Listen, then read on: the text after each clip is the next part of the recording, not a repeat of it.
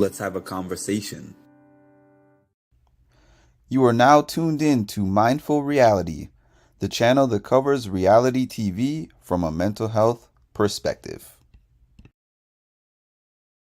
What's up, family? It's Mimi from Big Brother Season 25, and you are now tuned in to Mindful Reality with Mark.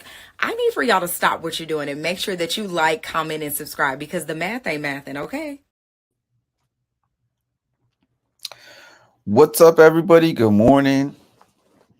Good afternoon. I guess it's afternoon for me.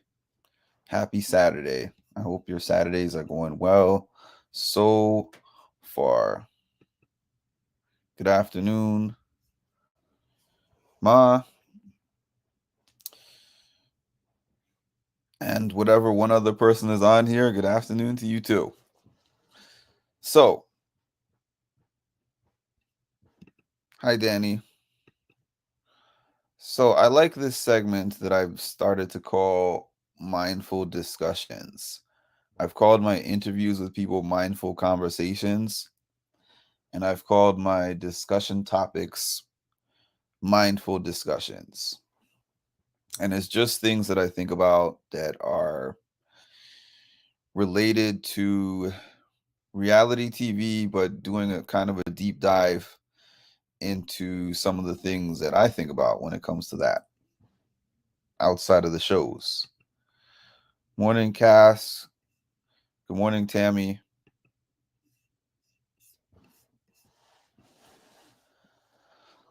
So, the thing that got me to think about this is actually the cameo that Mimi sent.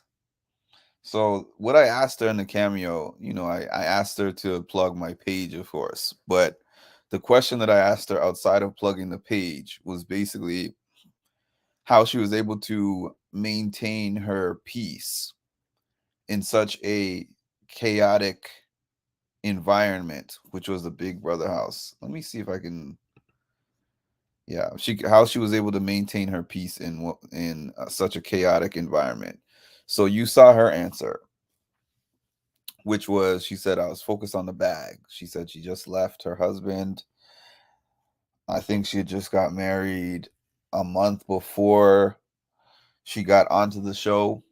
So she said she wasn't going to cry or get overly emotional or anything like that. To relate that to me a little bit, I remember when I first started as a peer counselor at my job, the first time I had ever done counseling at all in my whole life. And this was in 2015. And I was excited, I was going to make a difference and I was going to help people who have had similar struggles as me, et cetera, et cetera. I remember one of my first days on the job, I was walking outside nearby the office building, and one of the clients called me a derogatory term. He was like, "Hey, Mark," and then he said what he said. And I was so taken back by the fact that he said that to me. And I thought that I didn't hear him correctly. So I said, "Excuse me, what did you say?" He repeated it boldly. So I was mad, but I was also thinking, this is a client that I see at my job, and this is right outside my work building. So I can't handle this the way that I would like to handle it if this was not a work related thing. So I remember going to my boss and complaining. I was like, "Hey, I was standing outside and such person said this to me." And she was looking at me like, "So?" I'm thinking she's going to be alarmed, disturbed. She's going to say, "Oh, I'm going to speak to him about that immediately. He's going to receive some kind of punishment, suspension from the program, something." Mind you, this is not employee, like I said, this is a client. So I was just not really prepared mentally to have something like that happen. So she said, Mark, unfortunately, this person is not well.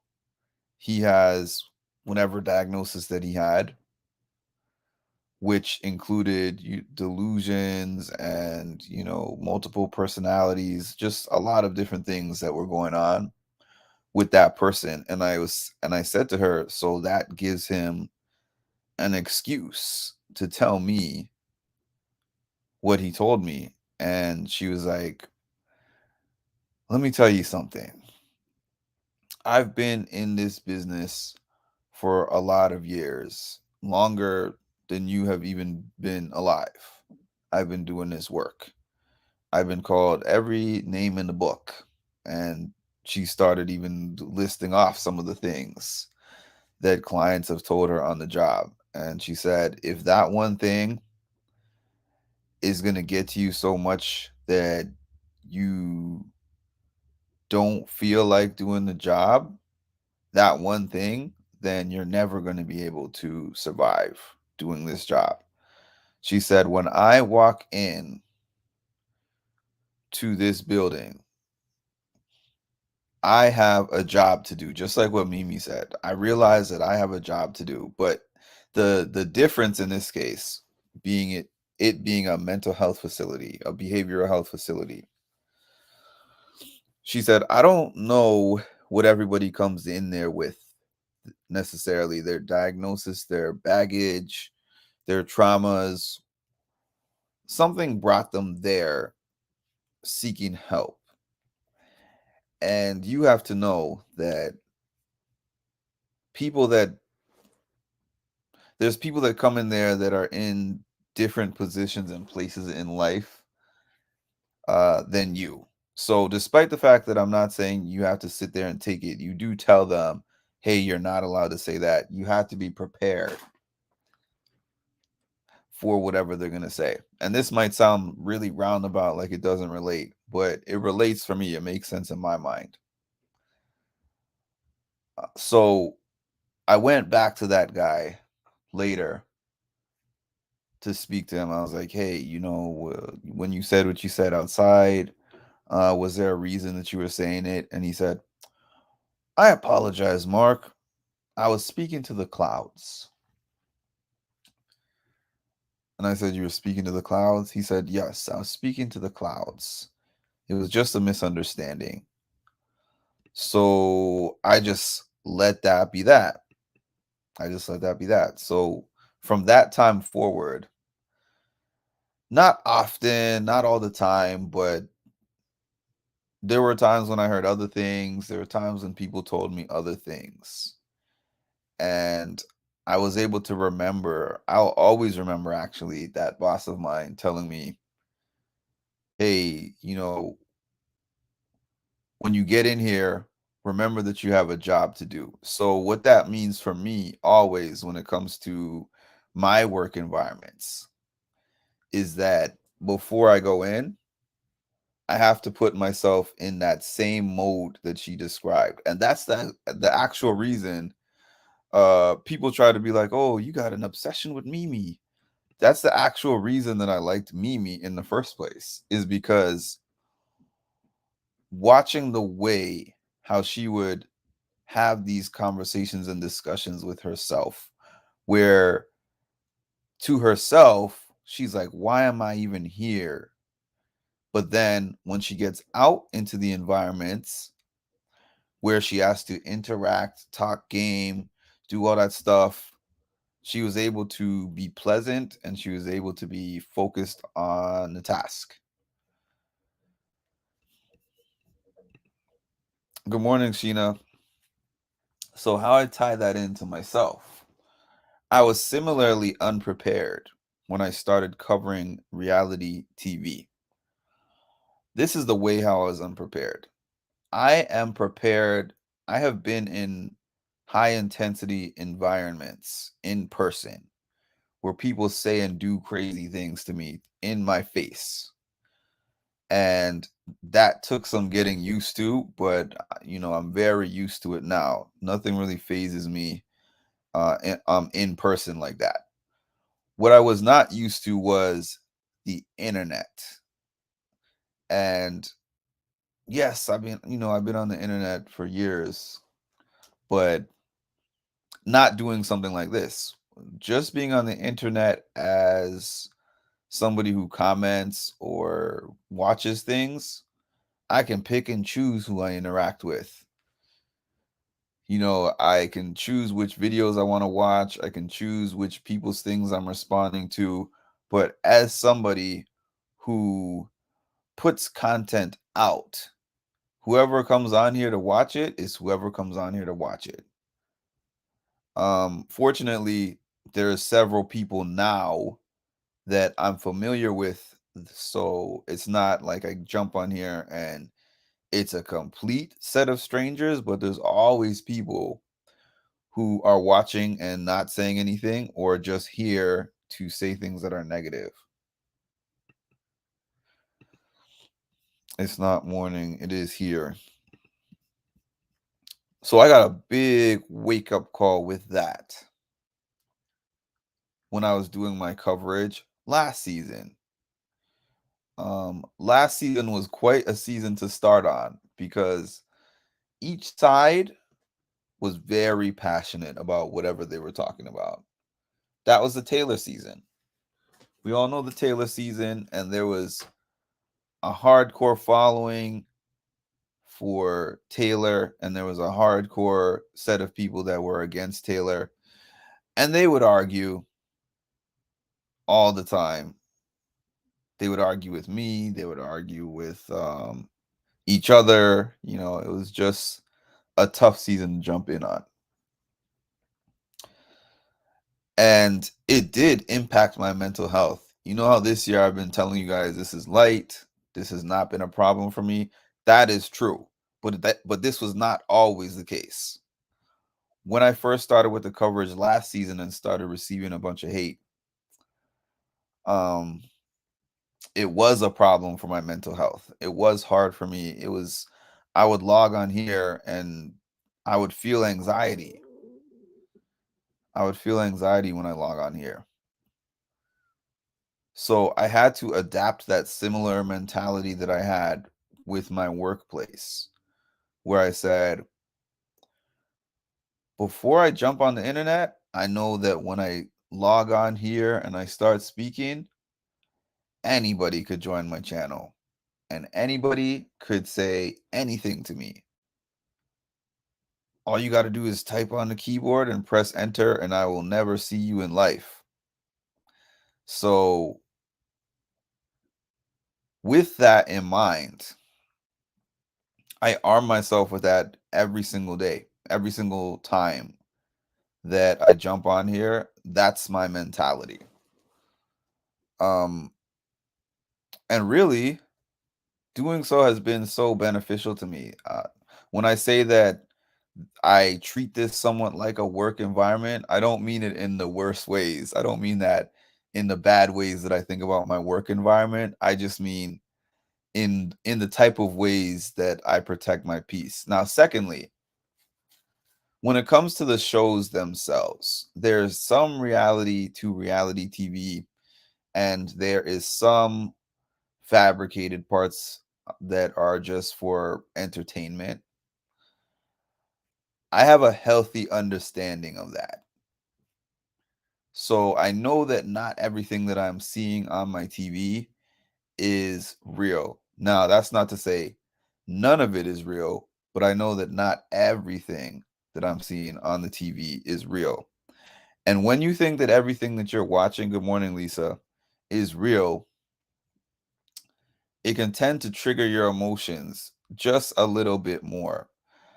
I see a lot of people that are so deeply invested in these people. Actually, Lisa said the other day on Discord, I think, that we will watch these people for however long they're on the show, 30 days, 60 days, 90 days, whatever amount of days that they're on there, and then talk about them for the next 10 years.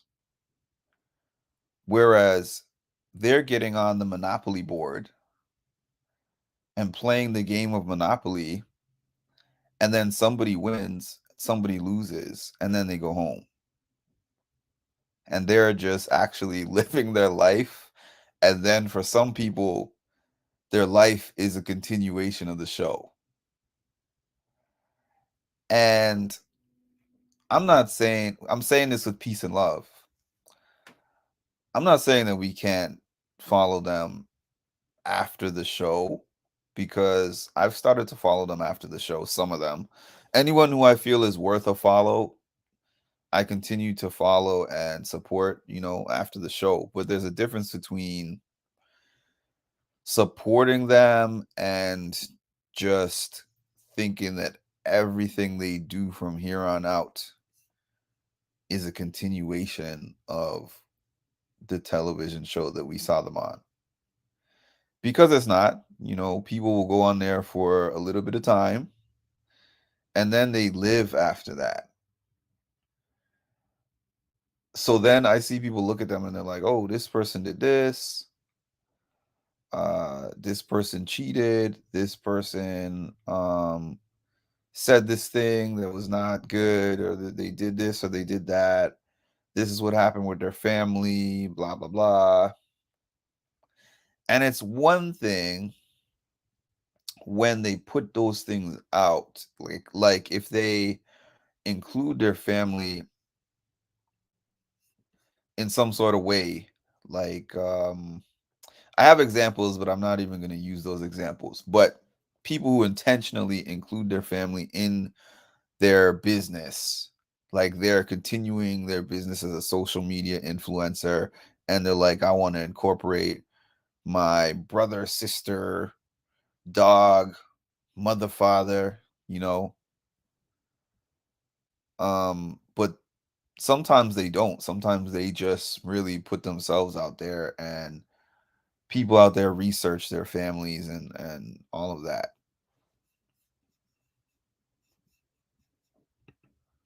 I'm back and full off hash browns. I actually want to eat pretty soon. What did y'all think of that cameo, by the way? I have to say, I've probably requested about 7 or 8 cameos since it came out. And that was a top 3. That was a top 3 cameo that I've received. And I'll tell you the reason why. I've received some that were very short. Like the one that Ma was referencing was a cameo that I posted on my other page that I got from Xavier, and it was 37 seconds long. And it was, he kind of sort of answered what I asked for, but also it was on the generic side. But Mimi's, I just gave her a little paragraph. And actually, the old cameo, I don't know if this is new with the update. You used to be able to, in addition to what you type in the box, you used to be able to leave them a video, like a 20-second video of additional information. Now they didn't have the video option anymore, and you have to pay to put more characters in the box, which I wasn't going to do. So I just put my little short, maybe 2-3 sentences, whatever fit in there. And I thought that she was literally just going to say, this is Mimi from whatever, Big Brother 25. Please like, comment, subscribe. The math ain't mathing. I thought she was just going to say that and get right into answering my question. But she actually must have looked at the page to be able to have found my goodbye message, because that was like a month ago. Big difference. You don't follow them for their drama and to wait for them to fail so you can exploit it. Yeah, and that's why I really appreciated this comment that I got from John Brennan when I interviewed him, whenever that was, last month maybe, when he said, I don't have to worry about coming on your channel and looking like a fool. You know what? There will be other channels for that. There's channels that, if you are interested in seeing the house guests or whoever look like a fool, you can find that there. But I'm not into that. I'm not into that. And for mindful discussion purposes, yeah, that's my thing too. I will ask them the questions, and sometimes in some cases I will ask them the how. I was thinking about this yesterday. I was thinking about my interview with Sam, and she said that it was one of her favorite interviews and nobody had asked those questions before. And I was thinking about the questions that I came up with to ask her, and I don't even think that it was necessary. I was like, how could nobody have asked these questions?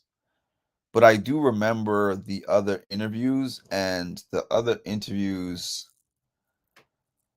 the questions did not really have too much of, okay, you made this decision. How did you feel in this moment? And what led to you making this decision? It's just more like, oh, you did this. Why did you do this? And then they give their answer. Okay, we were in this part of the game. This happened with the game. And I said this because of the game. But my question is like, what did you feel when this was said to you? How did you feel during this moment? And those are just things that I think about. It's not even that I tried to make an interview that had, I mean, obviously I wanted to have different questions, but the questions are in connection with the way that I think, is what I'm trying to say. I like that cameo. It was a good plug for your channel. Mimi did her thing. Love that she said the math is not mathing. Xavier straight up scammed you of $50. Me too. I loved that she watched Mark's goodbye message. Mimi said she loved you. I am way too jealous.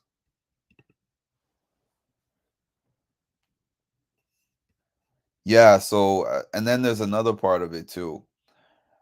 We watch these things, and I do this too, so I'm not even saying that it's just everyone else and it's not me. But a lot of things that we hear people say, or a lot of behavior types, personality types, remind us of things in our lives that we see in our real lives. Because I have definitely looked at somebody on a show and heard things that they were saying and ways that they were acting and said, this reminds me of such and such person that really grinds my gears.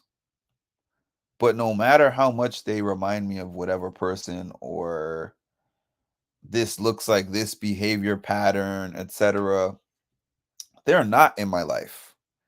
And I say this all the time. I'm like, these people are on my television, and even the ones that I have met,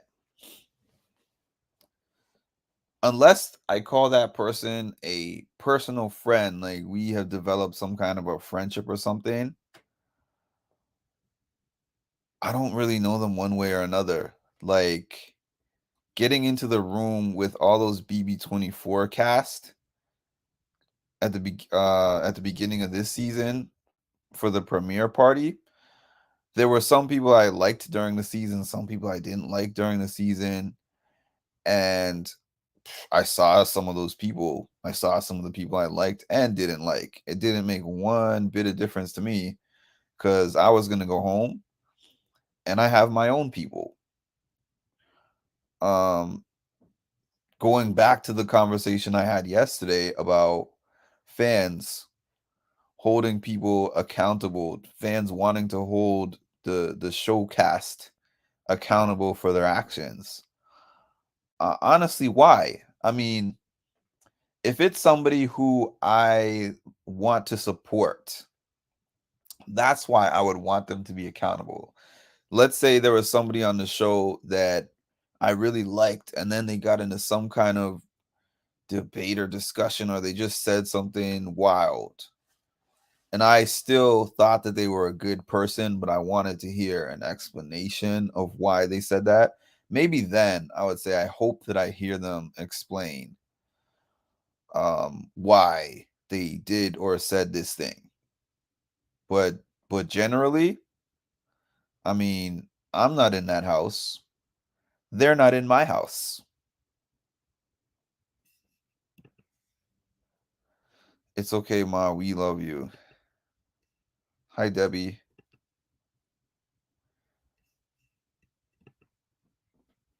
By the way, I like doing these discussions. The first 2, 3 times that I made a mindful discussion, they had very limited amounts of viewership. But the one that I did yesterday, I think it was yesterday, had what 200 and something views. So people are tuning into these more. And if you have any topics that you want me to talk about, throw them out there because I'm going to do this weekly. I don't know how many times a week. I'm thinking maybe once or twice a week I'm going to do this. And I'm going to pick the time so that it could be a consistent time, just like how it was when I was doing Big Brother.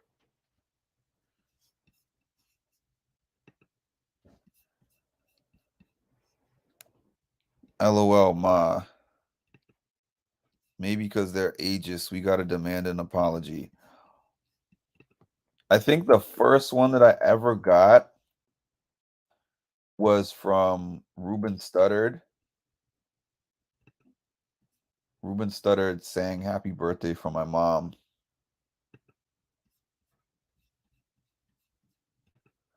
which is really awesome. Y'all gotta come up with some new stuff. You're young. You have more creative minds than that, and they're fresher. So older people tend to loop through the same things over and over again because we forget. But y'all have fresh, young minds. Be creative. Think of a new one. Come on, Cass. Come on the video and say the same thing every day.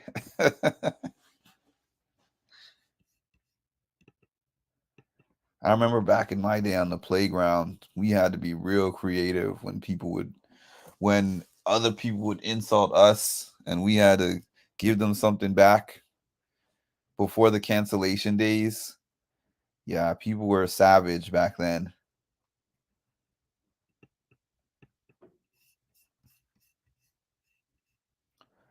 But yeah, I can honestly say in 100 days of covering this show this season, yeah, me too. A lot of things happened.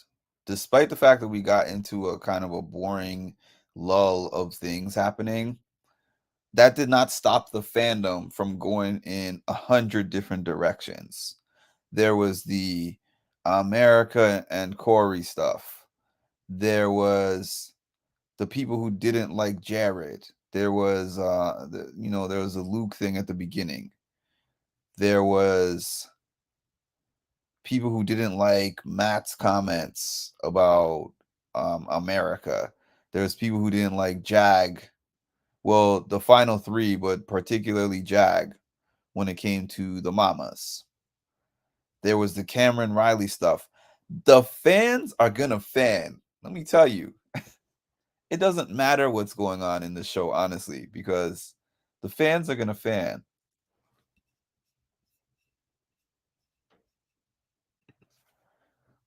I thought you were talking about apologies. I was gonna say, why did Ruben give you an apology? A new what? A new true statement. It's not an insult. And you even forgot the fact that you jumped in here with you started the whole age thing in the first place. Ma started the age comments, forgot, and then said Mark started it. Oh, my 36-year-old brain works pretty good. Thanks for that. That makes me feel good. That my 36-year-old brain remembers things better than an 18-year-old. That's lit. The fans aren't gonna fan, they're gonna hate. I've realized that there's people who don't even like these shows that they're watching. Quite honestly, they watch them, but they don't like the show. And then there's another sector of fans that don't even watch the show. They just watch their favorite person who covers the show, and whatever opinions that person has, they take them on and they run with them. Sure, you didn't. I already told you my memory is poor because of my depression, Mark. Well, it sure remembers false information. L Glaze. I don't speak Gen Z, so I don't know what that means. Uh,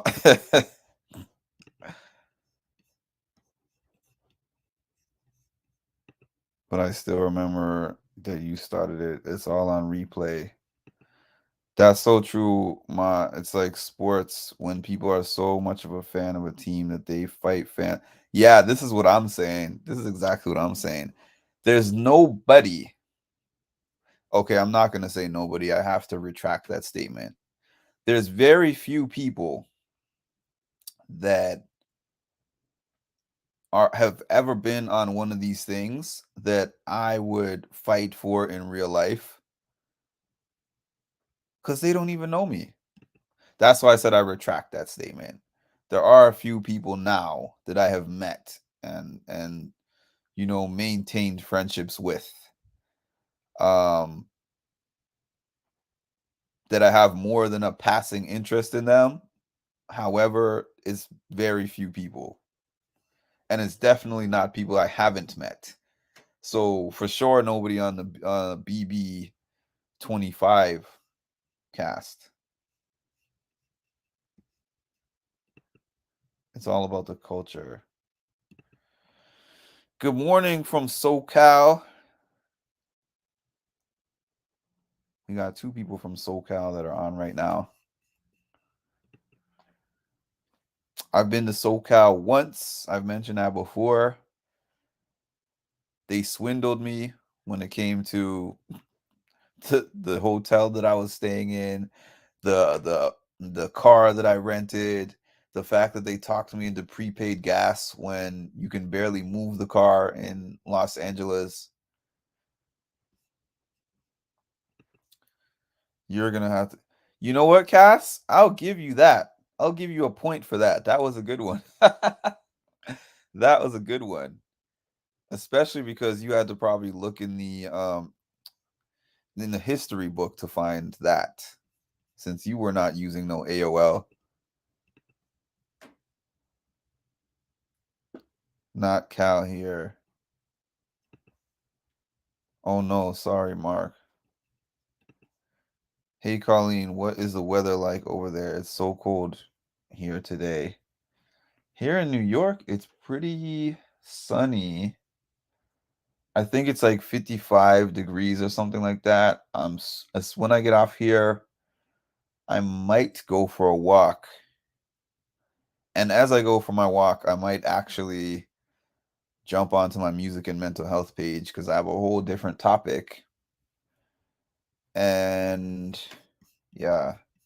Oh, and I can test out my mic because I got a mic from my phone. So hopefully when I go live with my phone, even if the video quality isn't the best, hopefully the audio is going to be better. I used MSN and Hotmail. Cass doesn't know what those things are. Cass, MSN was a messenger service that we used. It used to make a cool sound when you log in. It was where all the acronyms that you make fun of me for not knowing started. You still use some of those today.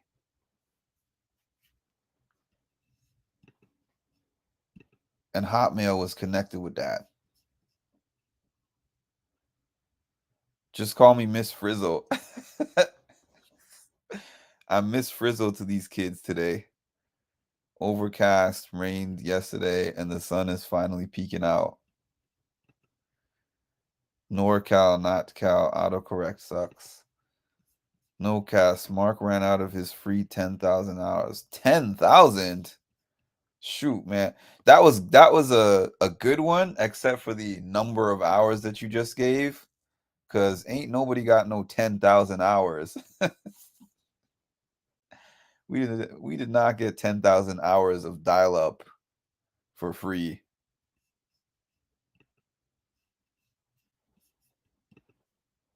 I gave him the 26-digit code on my AOL CD for extra 20 hours. And those things were such a scam too. You give them your credit card information, they say that you have X amount of hours for free, and everybody got charged. And it wasn't like today where you could just be like, "Oh, credit card fraud. I need you to reverse this charge because of credit card fraud." And you're really talking to me like MSN was a thing when you started using the internet. That's why you said 10,000 hours. Your 10,000 free AOL hours. And everyone who used AOL free trials is like 10,000 hours. 10,000? It was in the hundreds for sure. Don't they gotta hook it up in the phone line or something? Yeah. We had to hook that thing up in the phone line and wait for the sound. And then if somebody got a phone call, the phone call would disconnect the internet. You'd be clicking on a page and the page is taking 10 minutes to load up. And then all of a sudden you hear, hello, hello, and the whole internet connection is off. And you have to wait until the phone call is done to get back on. Unless you had multiple different phone lines in your house. Those 20 hours ought to be running out soon. Cass, you're bringing me way back. Me and my brothers used to argue to get off the phone. We had to choose. We had to choose either talking on the phone or using the internet. You couldn't do both. LMAO, Lisa. Mark, did you get the email? There's a Nigerian prince who locked up his $1 million in frozen assets and needs 100K to liquefy his money. It was 1,000 hours. They sent you a CD to load it onto your computer. Imagine watching a photo. I know, right? The time we did it, the whole family was sitting around the computer. I remember when I first discovered, what was that app called? The video app. I think it was Kazaa. Yeah, I think it was Kazaa because I had Napster first, and then I think I had Kazaa after that. And then I remember I was trying to download Ali, the movie. And this was a multiple month effort to download this one movie. Because imagine downloading a whole movie with dial up internet. So every time that I went on the internet, I would make sure that it was downloading. It would download a little bit at a time, a little bit, a little bit, a little bit. And then I'm getting excited because I'm seeing it get to 80%, 85%, 90%. And then I'm like, finally, I could see this movie, Ali. And when I click on the movie, it's not Ali, it's Monsters Inc. And I'll never forget that. I ended up loving Monsters Inc. So I was only mad temporarily. But imagine downloading a movie and it takes you 2 to 3 months to download it. And it's not even because that was something that happened on those downloading things a lot. They would title it one thing and it would be another thing.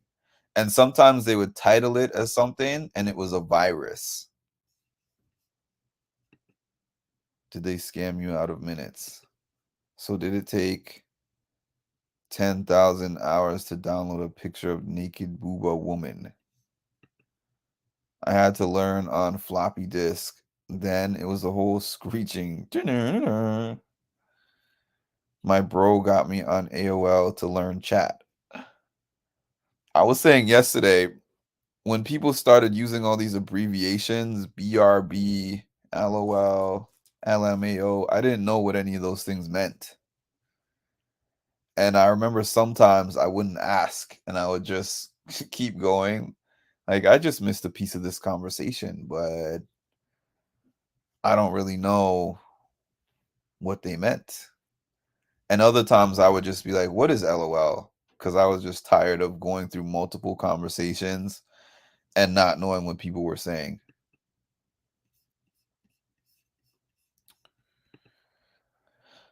It was green letters on those ultra small computers. I remember the computers that I used to have when I was in school, those MS-DOS computers. They had what was that game called? I can't think of it. Oh, there was this game on my computer called Skate or Die, like this skateboarding game. They had this game called they had Hangman on there. They had some typing games. We had to call Naughty TV. We had to watch Naughty TV through black and gray static lines on the screen. If you turned the TV antenna the right way, you get a more clear picture. Mark it out of the chat room. I need to call your mother. Was it on Fridays at 11:45 p.m.? I wasn't even interested, too busy working, doing things. Now it's 24/7 like TV.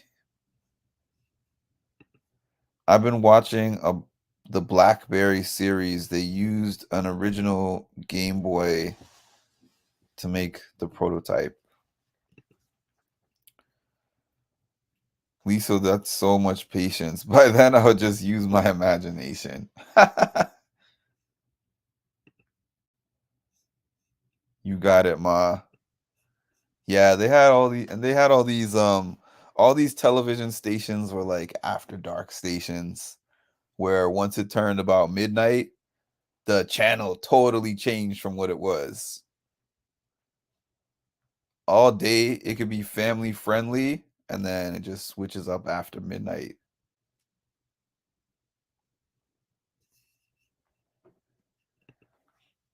Lisa, I remember my brother and his friends doing that.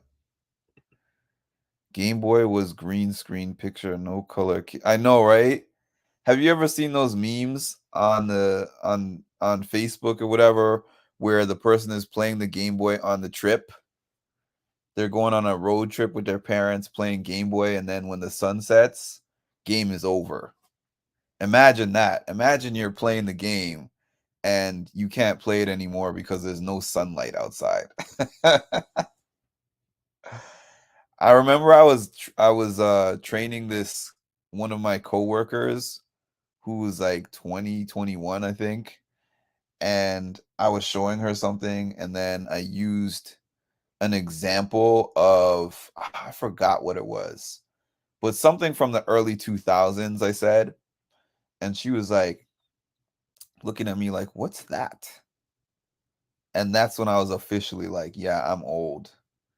Cuz I didn't even realize that was a reference that she wouldn't know.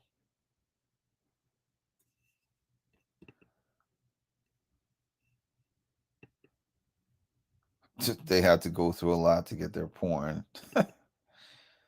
Mark, the national anthem is playing on TV. You need to go to bed. I do appreciate what my ancestors did to watch porn. Lisa, see what you done started? Mark, they made that giant plastic thing. You slide over it with the magnified screen. I remember that. I remember that gray. I remember the original gray Game Boy and that light, the huge Game Boy and the light that you slide over it to be. It was that thing was such a stupid invention that somebody probably got paid a lot to make. By the way, And then I remember my cousins used to have the Sega Game Gear, which took like what 6 to 8 batteries. Maybe it was 8 batteries. And it was cool because it was color. And I think that it let you could use it in the dark also, but the batteries would run out in like an hour or 2 hours. You'd put 8 brand new Duracell batteries in there, and that thing could barely last you. That was the one of the worst portable systems ever. That means you got to go to bed and stop doing homework. Sorry, maybe Lisa, this is you gotta sometimes treat this like how you treated your kids being there. Not your kids, but your school kids. Because we have school age kids in here. So once they hear the word porn, everything is just gonna circulate around that for the next hour. I remember Sega with Sega CD. That was fancy. I do remember that too. Yeah, I remember that too.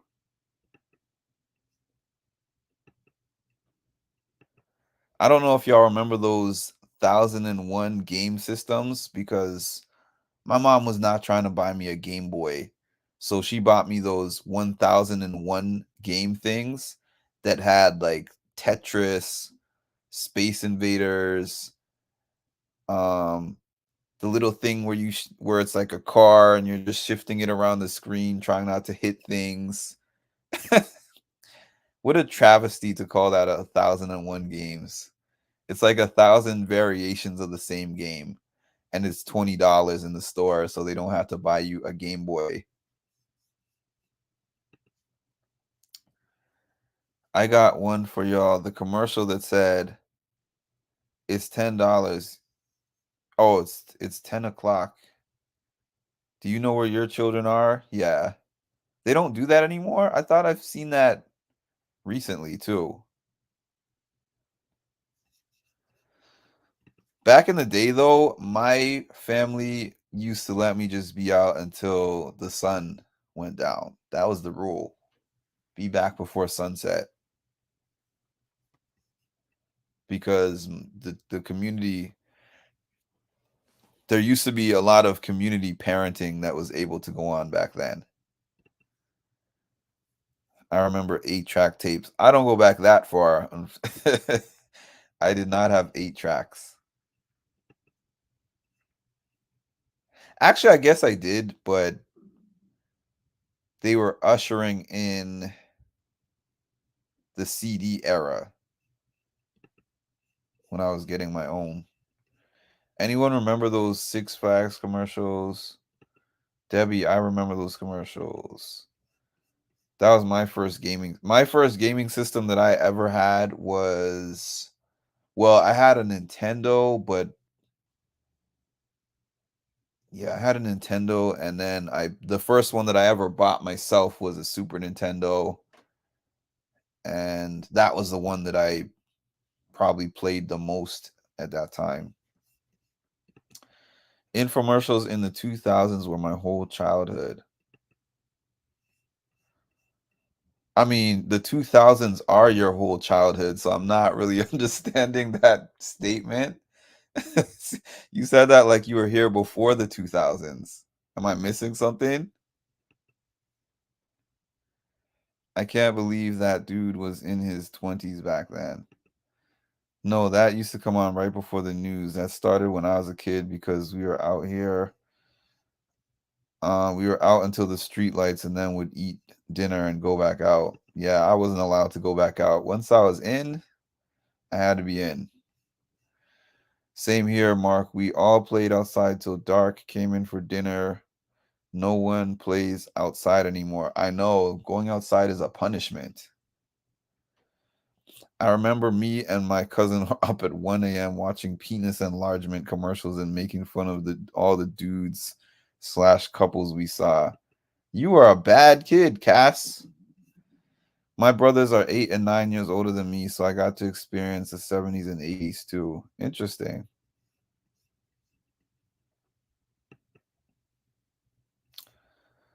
I can't play outside anymore because the smoke in Virginia is killing my damn lungs. I had 8 tracks, cassette, car, had the CD changer in the trunk.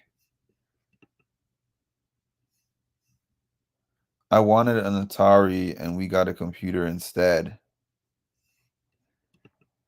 My first gaming system was Atari. Pong, I'm just saying. Debbie, yep. There was an ET Atari 2600 game that was so unpopular that it was buried in New Mexico, like our Atari and ColecoVision. LOL. Do y'all remember that? I don't know if this was something that was only in Canada, but we had this show where they played video games. Like they would get kids on the show and we would just watch them play video games, which is so funny because now people do that on YouTube and make millions of dollars doing it. But I think that those kids that were on those shows did not actually get paid. Their payment was just being able to go on there and play the video game. And then you had to order game guides, like the way that you could just go online and look up, oh, what is the walkthrough on how to do this game? Nowadays, you had to actually buy the book.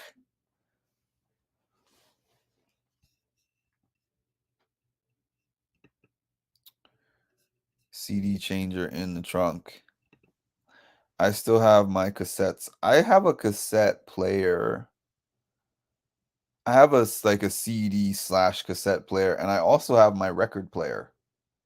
Well, I shouldn't say my record player. I should say my folks' record player is still around, and we don't know what to do with it. We have a bunch of records. I used to love listening to the records. They had these kids records for us. They had the Gingerbread Man story. They had the Fox and the Hound. They had Charlie Brown. He's Your Dog, Charlie Brown. That used to be my favorite one. My family still makes fun of me for the way that I would just react when that particular record came on, just running around the house. It was about Charlie Brown. Snoopy was doing all these things that was making Charlie Brown upset, and then Snoopy decided to run away from home. And then Charlie Brown went around all over the place looking for Snoopy, and everyone's like, I don't know, I saw him here, I saw him there. And he's like, I wish I had appreciated him. He's gone forever. And then eventually he found him, and he right away after he hugged him, Snoopy did some kind of annoying thing, and then they were like, he's your dog, Charlie Brown. You had to use your imagination back then, kids who are on here. Everything here is force fed, I feel like, nowadays. You had to load your CD before long car trips. And remember recording things off of the radio, like if a new song was coming out, you just had to listen to the radio for hours and be ready to press that record button to catch that song. Or just let your tape record endlessly and have a whole bunch of tapes. But I would actually sit by the radio ready to press record when they're like, new song by Whitney Houston.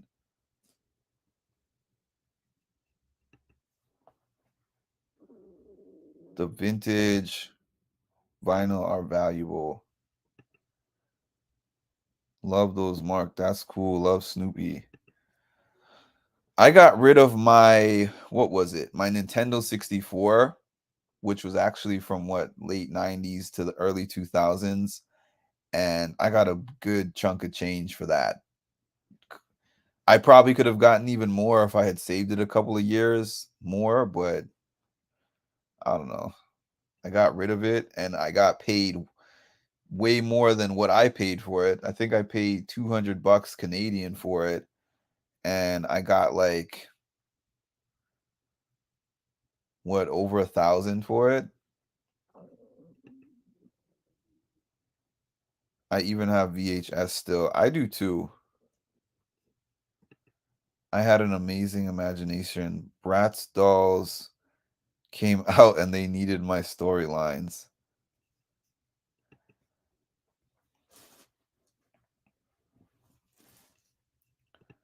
Who remembers making mixtapes? I definitely remember making mixtapes. I was so happy when Napsters came out. I was so happy. I used to just burn CDs all day. It made it so much easier than with the cassette tapes. I liked the cassette tapes too, but it was just so much harder to create those things. And then if you are in a household with siblings, you record something and then they could record over it. A lot of fights were had in my house over things getting recorded over, whether it was the VHS when we were trying to record our TV shows on the VHS tapes, or we were trying to record our things, music on our cassette tapes. A lot of fights were to be had over that. I wish I still had all my gaming systems. I sold all of them actually, and I sold all of them for more than what I paid for them. And it was not because I was saving them for them to be worth a lot of money. It just so happened to be that I remember with a couple of them, like the N64, I took it to GameStop, and I'm telling you, I paid 200 bucks for the system. The games were like 40, 30, $40 a piece, and I had 50 plus games. I had all the cartridges, multiple controllers, memory cards, rumble pack. I probably spent a few $1,000s on all that stuff for my N64. I took it to GameStop and they were like $24 in store credit and $18 in cash. And I was like looking in the store. They currently had Nintendo 64s in the store for $150. And they were offering me $24 in store credit for the system, 50 games, and multiple accessories. So I was like, there's no way. I'd give it away for free before I would give it to the store for 18, 24, $24 and $18 of store credit. When I worked at PlayStation, I got a ton of games. Miss those days. My friends and bro always made me mixed ones of my favorites. I saw a meme on the internet the other day where somebody was like, you know you were special when somebody created a mixtape for you. That's how people used to show their crushes back in the day. What do they do now? Send Spotify lists? Napster was the best. It took dedication to make mixtapes. Oh, that's what I was just saying. If a guy gave you one, that is how you know he really liked you.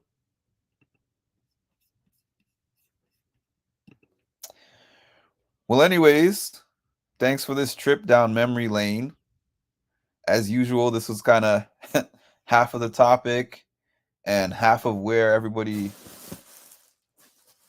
here took it to. But I always enjoy these conversations.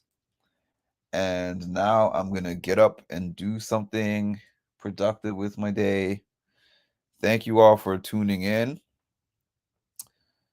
Oh, before I go, I have to mention this again. I am doing peer coaching sessions, and I think I made a couple of posts about it. If you are interested in the sessions, we be talking about things like anxiety, reducing depression, motivation, goal setting. If those are things that are challenging for you, things that you need assistance with, that's something that I specialize in. I'm also going to be adding in like a group one. I have not actually put out a graphic for it yet, but I'm starting to do that as well. My email address is on the bottom of the screen if you're interested in that. And aside from that, I hope you guys have an amazing rest of your day. I think that I'm going to take my walk, and I might jump on my other page when I do that, it helps make my walk a little bit more manageable, and because I need to get in a certain number of steps. That's why. I work with a trainer, and my weight has started to go back up, which is terrible for me, but multitude of reasons why that has been happening. But I need to get in my steps for the day. I need to get in, I think it was, I want to say 8,000 steps or something like that, which I think has amounted to about 2.5 to 3 miles. So I think that's what I'm going to do when I get off here. Then I'm going to find something to eat, and we'll figure out what we're going to do. I'm still trying to do this game night, but I'm still searching for games that I can actually do on YouTube so that everyone can see them, because we kind of figured it out, me and Lisa and Cass and Ma on Discord. We did like one game night over there where we tested out multiple games, and some of them were really fun. But I want to figure out something that I could do on YouTube also. Happy Saturday. I'm going to pack. Oh, you said you're on vacation, right? Or you're going on vacation. I did a walking tape before the chat. Gets me going. Need an accountability coach for real. Sometimes I suffer when I don't have one. I know the things that I need to do, but it's hard. That's one area of my life that is hard for me, is motivating myself to do fitness. Well, not really motivating myself to do fitness, but there's only certain aspects of fitness that I like. And it's the parts that I don't like are the ones that will make the biggest difference for me. And thank you all for tuning in. On your way out, hold on a minute. You are now tuned in to Mindful Reality, the channel that covers reality TV from a mental health perspective. What's up, family? It's Mimi from Big Brother Season 25, and you are now tuned in to Mindful Reality with Mark. I need for y'all to stop what you're doing and make sure that you like, comment, and subscribe, because the math ain't mathin', okay? And with that said, have a great day.